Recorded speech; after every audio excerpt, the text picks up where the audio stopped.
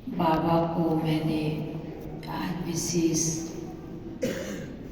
ब्रिजिंदा दादी के निमित्त, भूपाल भाई के निमित्त, प्रतिभा बहन के निमित्त विशेष याद दी। याद देते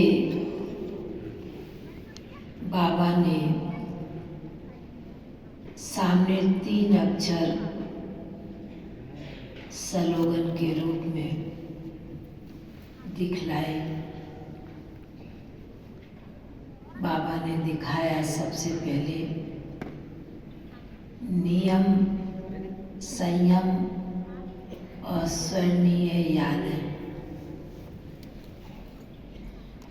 बाबा ने कहा कि बच्ची,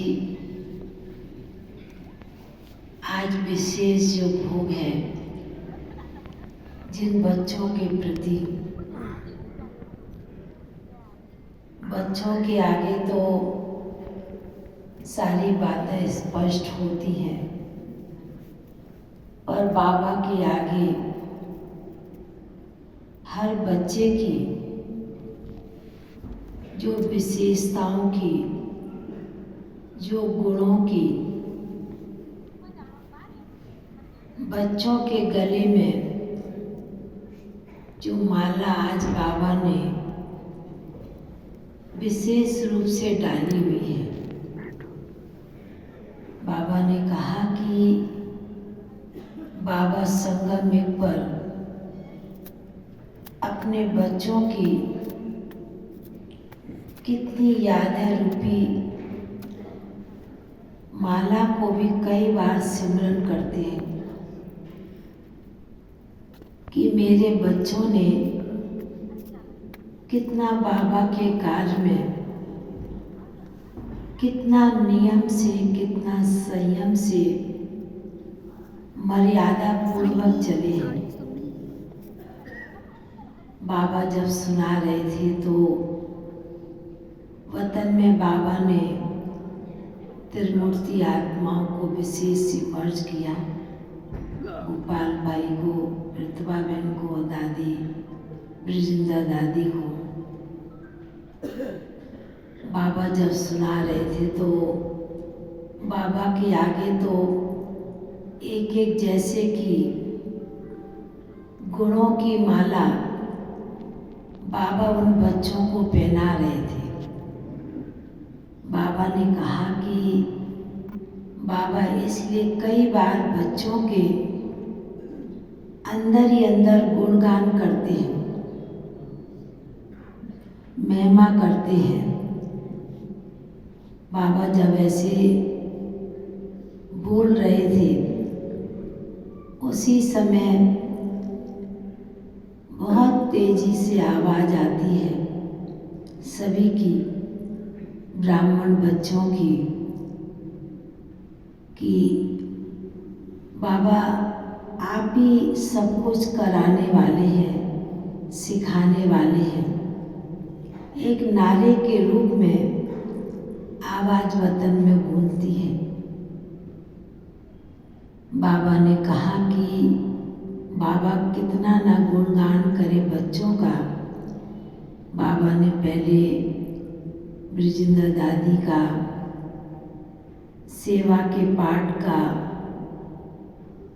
बात सुनाई। बाबा ने कहा कि यह बच्ची तो शुरू से आदि रतन, आदि देव, ब्रह्मा बाप के सहयोगी साथी बनकर रही है। और बच्ची ने जो कुछ भी अपने जीवन काल में बाबा के बनने के, ब्राह्मण बच्चे बनने के साथ साथ बच्ची ने बहुत कुछ नया कर दिखलाया, जो कभी कल्पना बच्ची ने भी नहीं की। बाबा ने इस बच्ची के द्वारा कराया।